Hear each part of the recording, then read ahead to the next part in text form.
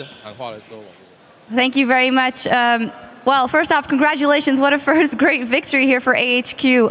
Talk me through the picks and bans and getting your hands on that Fizz for you. One of your favorite champions and a great job you did. 首先恭喜你获得胜利。那可不可以跟我们讲一下你们 ban 的流程？然后你拿到飞狮的时候想什么？我们 ban 第一支是 ban 亚历斯塔，就是牛，然后再 ban 麒麟，然后最后是 ban，第二 ban 是雷兹，然后再 ban 麒麟。然后想什么吗？想什么就是，因为我们是比较刺客强开的阵容，就比较怕这些保牌的。So their bans were like Alistar and Zillion and Ryze. So they want to make sure their assassins were okay when they ban those characters.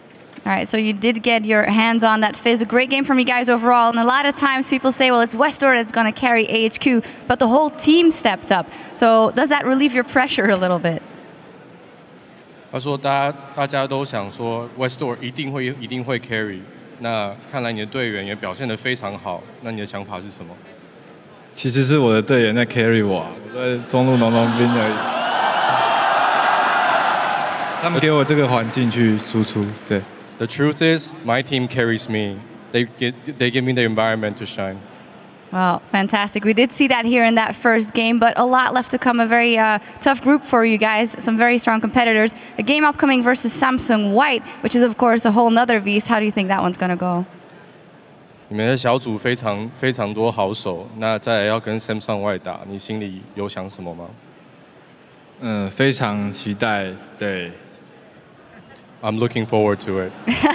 Well, so are we, Westor. Finally, here in front of a home crowd, is there anything you want to say to the fans out there who came out to support you guys? 你跟粉丝有想要讲的话吗？我们会在死亡之组脱线的。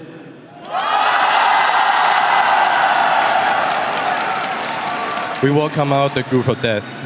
You will come out the group of death. Well, fantastic job here. Congratulations. Thank you very much. All right, now let's throw it back over to the guys at the desk. Very much, Shucks. These two teams, they are close, but truthfully, the gap between them, Samsung White and Edward Gaming, does feel particularly high. Westor, their big words, will make it out of the group. He has a chance to prove that later against Samsung White.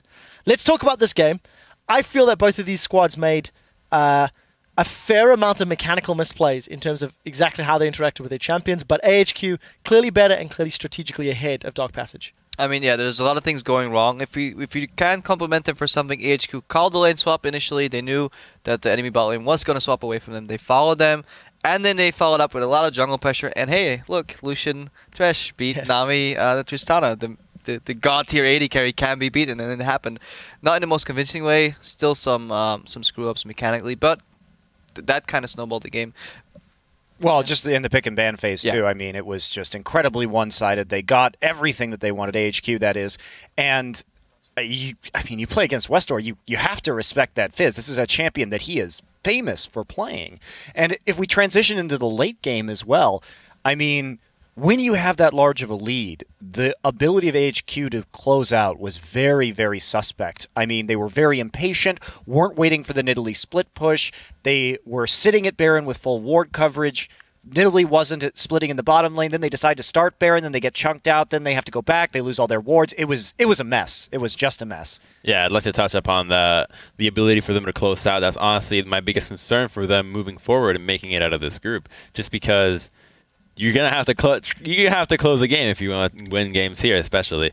But as the ward as you mentioned, they lost numerous pink wards just because they weren't patient enough, and we saw White make some mistakes in closing the game out. So that's a glimmer of hope for AHQ moving forward. Well, you need to get ahead and try and close the game out. To summarize it, I think the best way is that AHQ strategically were on the right page, executionally were not great at making it work. The Baron baits could have been better, and the misplays. Anyways, we do actually have one of those big team fights that we want to break down over on the Telestrator with Freak. So let's throw it over to him as he breaks down a 4-for-1 in the mid. Thank you very much, Quickshot. So this is a mid-game team fight that AHQ wins pretty convincingly, and I want to basically focus on the plays made by Garnet Devil. Just talk about some of the mechanics of the Lucian play, as well as break down how AHQ's team fight works. So going to get ourselves with the clip, and this starts out with basically Westor pulling all the attention. And even though he overextends through an exhaust, he still does his job properly. AHQ is full of a bunch of assassins. They have a Nidalee flank. They have a Kha'Zix diving in to follow this Fizz as well, which sets up the fight how we want it. So we start the fight out and watch Westdoor, because he's going to do pretty much the right thing. He's going to land the Shark, and he's going to dive in. But what's really cool here is a great exhaust by touch, catches Fizz right as he goes in. And Westdoor doesn't realize it at the time. So if we pause right here, we've got, in the bot side of this fight, you basically have a guaranteed kill now on the half-health Tristana. Kha'Zix coming down, you see Nas already pop his invisibility. Again, we have the Nidalee flank coming in, so that's going to work out.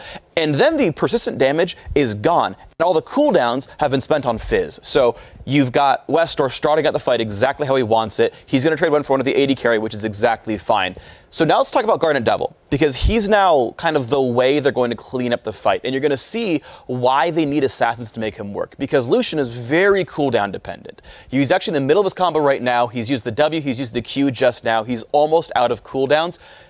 And let's play the clip out and watch Garnet Devil. Gets his last auto attacks out, there's the dash, and there's the kill on a touch. But now he's out of cooldowns, so all he can do is kite back against the Maokai until his spells come back up.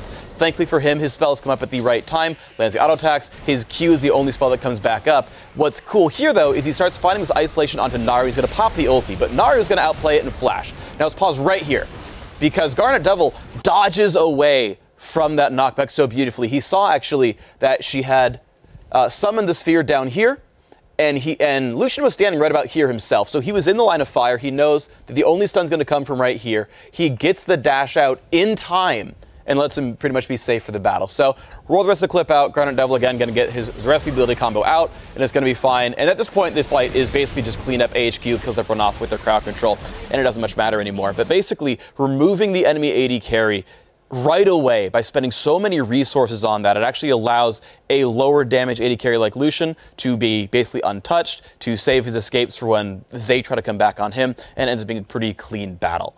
Now, that's it for this fight. We're going to send it back to you guys at the desk. Thank you very much, Freak. I look forward to breaking down some more of those team fights a little later in the day. As you guys know, fans from all around the world are enjoying the action in very different ways. Here are a few more of those photos showing us how you are enjoying Worlds. First is from @JohnBelly over in Athens, Greece, who is watching while studying. And he says, "This is how I Worlds. Yes, that is math." I think you need a bigger phone, dude. Next up is from @SpotPilgrim, who apparently worlds with his Dyrus loving Poro. That's pretty cool. Finally, it looks like some of the students from Slytherin are joining in the action. This comes from @King Gregorovich, who says, "School won't stop us watching the group stage." It should. Is that a cuppa face? I mean, it's a pretty good effort. Guys, share your watching Worlds, how you're doing it, by tweeting us pictures with that hashtag Worlds to @LOL eSports, and we'll have some fun looking at it later in the day. We have more action from Worlds coming your way with the hometown favorites, Taipei Assassins, taking on Starhorn Royal Club. We'll be right back after a short break with that match.